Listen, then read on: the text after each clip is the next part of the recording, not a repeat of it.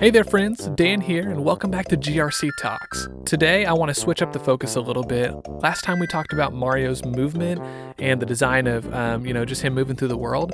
But today I actually want to talk about the world itself and how Nintendo really set the standard for how to design stages in a platformer, especially a 2D platformer. We're talking about the 2D games.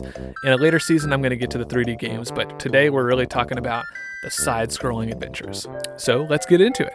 When I started playing the original Super Mario Bros. For this channel, the first thing that really struck me was how simple the stages are. You know, like I'm used to playing Galaxy and Mario World and even like New Super Mario Bros. Even though there's been, 4 of very similar games, like we have these crazy outlandish ideas and levels, and each stage has its own gimmick and stuff like that. But then you go back to the original and it's like very simple. We got like very level ground. We've got blocks, we've got Goombas, we've got Koopas, we've got a Lakitu, in the castle. We've got these fire bars and we've got little fireballs coming out of the lava. And so it's something where like the ideas were very simple and a lot of them were actually reused across the game's 32 stages. And so in my mind, I have to go back to 1985, which was crazy, 10 years before I was born. But back in 1985, the standard was non-existent. They really didn't have any other competition hardly when it came to platformers. And so,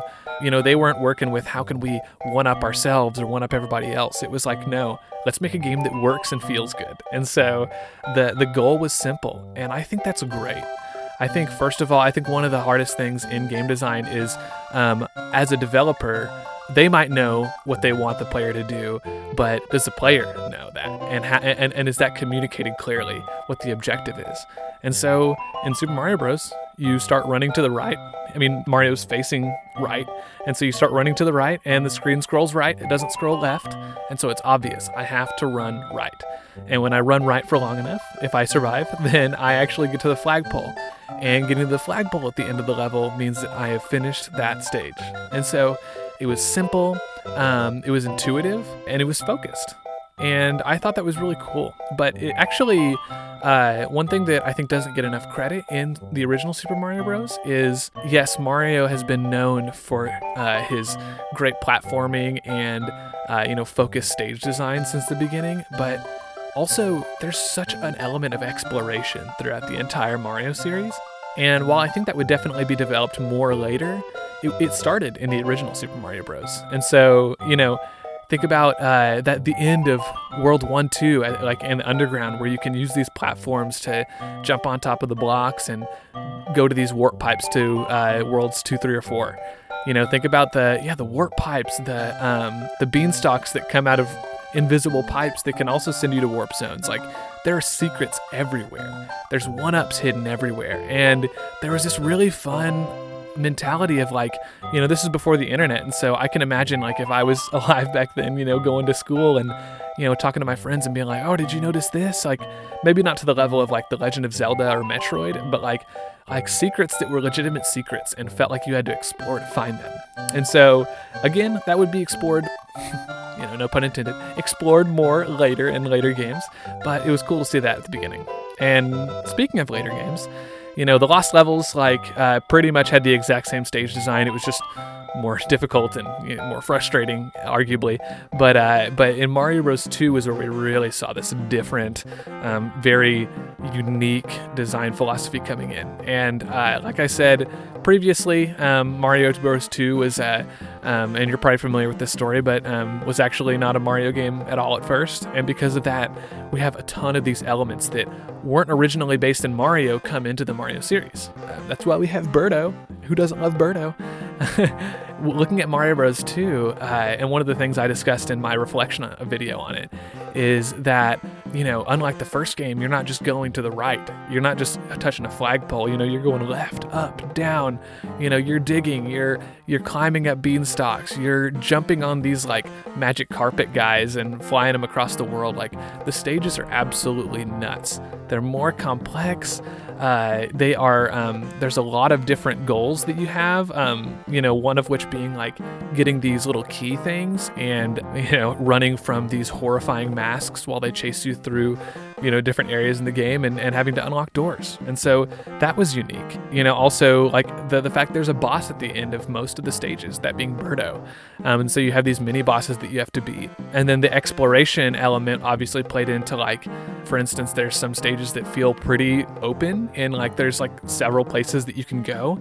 But then also there's like these little pipes that you can go down into, or there's also these doors that lead to like this other dimension where you can get, more health and stuff like that. There's a lot of cool things to discover, even more than the first game. And I really appreciated that as somebody who likes to, look under every rock, every nook, every cranny, because I just love to find everything.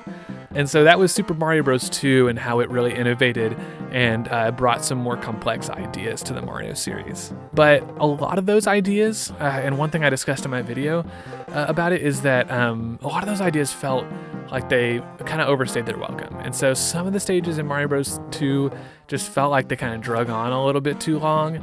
And granted, it had less stages than the original Super Mario Bros. And so it's like, they were longer and probably to, stretch out the playtime a little bit. But I think one of the things that Mario would really, really latch onto later that would become a part of its identity, and even just in the very next game, Super Mario Bros. 3, would be these short, pithy ideas that would really not overstay their welcome, and these really awesome gameplay gimmicks that would give you a short burst of fun, and then you're moving on to the next thing. And I think that's something that's been really key to Mario's game design, and something that is always super impressive of like how many ideas they can put into a game.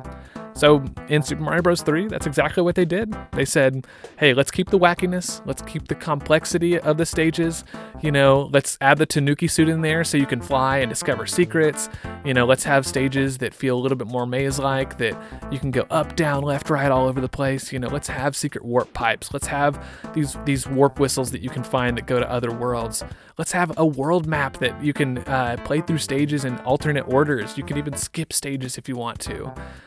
But the stages themselves, you can pretty much, if you know what you're doing, you can get through a stage in 30 seconds. You can run through it if you want to, or you can explore, you can find all the hidden secrets. And I think in that way, the stage design really allows for a lot of different forms of play. I have had moments where I really want to speed run, and I'm not a speed runner. I will never be that good. But where it feels so super good to just run through the level and just be like, bah, bah, bah, like attacking enemies and stuff like that, and then hitting the end of the end little card thing at the end of the stage, and it just feels so good. But then there's times where it feels really good to discover secrets that I never knew were there. And so I think that they allow for a lot of different ways of play for different people, but then just for different moods, what you're looking for. And then the world map allows for that too. For instance, even in the first world here, you can totally skip level 1-3 or 1-4 if you want to and just move on to the next thing. Or you can experience it all if you want to go to this Toad house. And so it's really up to you. And that was something that didn't really exist as much in the much more linear versions of the earlier games. And so moving on to Mario Land. Mario Land was obviously had to be a lot simpler because of the technology restraints. And of course, it was much more simple. It was 4 worlds, so it was even like half as long as the original Super Mario Bros. But we kind of saw a little bit of a return to form, and I mean, I get it. It was launching with this really new thing called the Game Boy, and it was like their first real go at a handheld system besides the Game & Watch back in the day. But they wanted to kind of return to their roots and make sure that they could do something well before they tried to do something big. And I admire that. I think, starting off slow with a game that I think could have maybe done a little bit more, but they just wanted to make sure that they could make a good, fun game, and they did. Super Mario Land feels a little weird at times, but it is a good, fun game, and so I enjoy it. But yeah, I don't really have a ton to say there about Mario Land, but Mario World though is a whole nother story, because in Mario World, it's like they took the refinement that they added in Mario Bros. 3 of like complexity and craziness, but in a easily digestible package, in small stages. They took that and they just dove so much deeper into it. It's really cool to see because, like for instance, you go through the first world, Yoshi's Island, and it's like, yes, this is like a normal Mario game. You can go to the left if you want to and go to this secret Yellow Switch Palace, but the rest of it is super linear. You're like, okay, this is nice. But as soon as you get to the donut plains, you're like, oh my goodness, we have secret exits now. We have ghost houses, which are like full of just hidden secrets and stuff like that. These switch palaces completely, what's the word I'm looking for? Recontextualize certain areas. Like for instance, the Green Switch Palace makes it a lot more doable to access this hidden exit in Donut Plains 1. And so you have this real sense where like that exploration that I talked about that started way back in the first game is just really cracked wide open in Mario World. And you can go through the world in so many different orders. You can go straight to Star World from Donut Plains. And you can, from there, if you know all the secret exits in Star World, you can skip straight to Bowser if you want to. And if you know how to do it. And there's just this really cool way where they like loop in exploration and skill. You know how I said in Mario Bros. 3, like it allows for a lot of different play styles, like exploration, or I just want to do this super high skill speed running.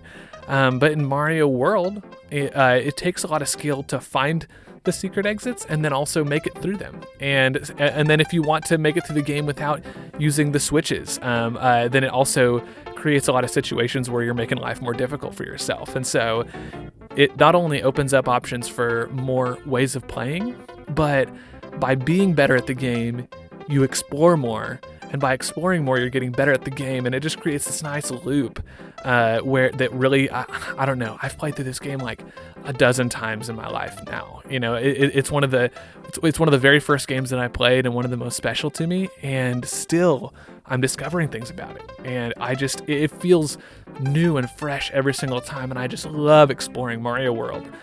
And I just think it's a really special thing that Nintendo took this really simple thing, like moving from left to right, and created a fully fleshed out world that feels like you can explore it, that feels like it's teeming with life, and they just did it one step at a time.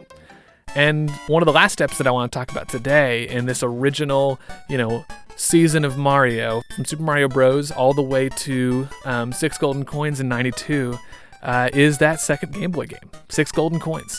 Because, while yes, it was on the Game Boy, and I think it's a lot less maybe iconic in some people's mind because of that, like 6 Golden Coins freaking kicked it out of the park.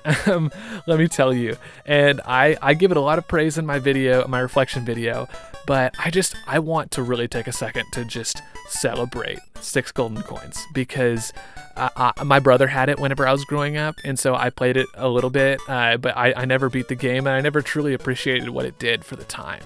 But it wasn't just returning to the roots in a safe way like the original Super Mario Land was. It pushed the series forward in ways that we wouldn't even see until a lot later. It was so ahead of its time.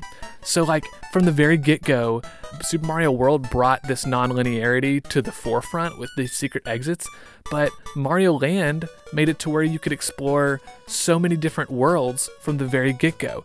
You could go into 6 completely different paths and do them all in whatever order you wanted to. And then in those worlds, I think one of the other really cool things about Mario Land is just how unique each world and each stage is.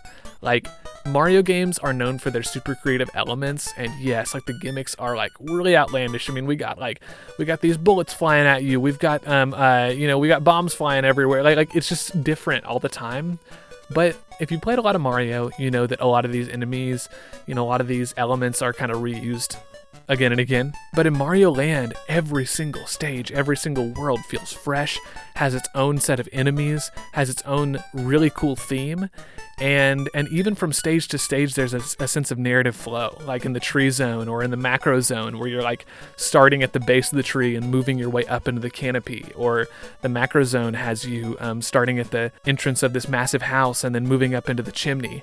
And it's really cool because it really gives you a sense, like even in a game that had zero color, like it was literally just black and white or green or however you've experienced it, whether on an emulator or what, it literally, yeah, it had no color, but it really had a sense of immersion in all the detail that was present. And I think that deserves to be celebrated just as much as the innovations from the console titles. And so from the simplicity of Super Mario Brothers one single goal, moving to the right until you hit the flagpole, all the way to exploring secret exits, each stage feeling like its own little world inside this bigger world. Nintendo has done something really special with Mario's stage design that really only got better as they continued into the 3D era. But yeah, thank you guys so much for watching this video. I really appreciate you guys coming to visit the channel. Check out my reflections if you want maybe a more deep dive into some of these individual games. If you're new to the channel, be sure to like, subscribe, hit that notification bell so that you know whenever new videos are live. And yeah, thank you guys so much for hanging out today. Appreciate you, fam.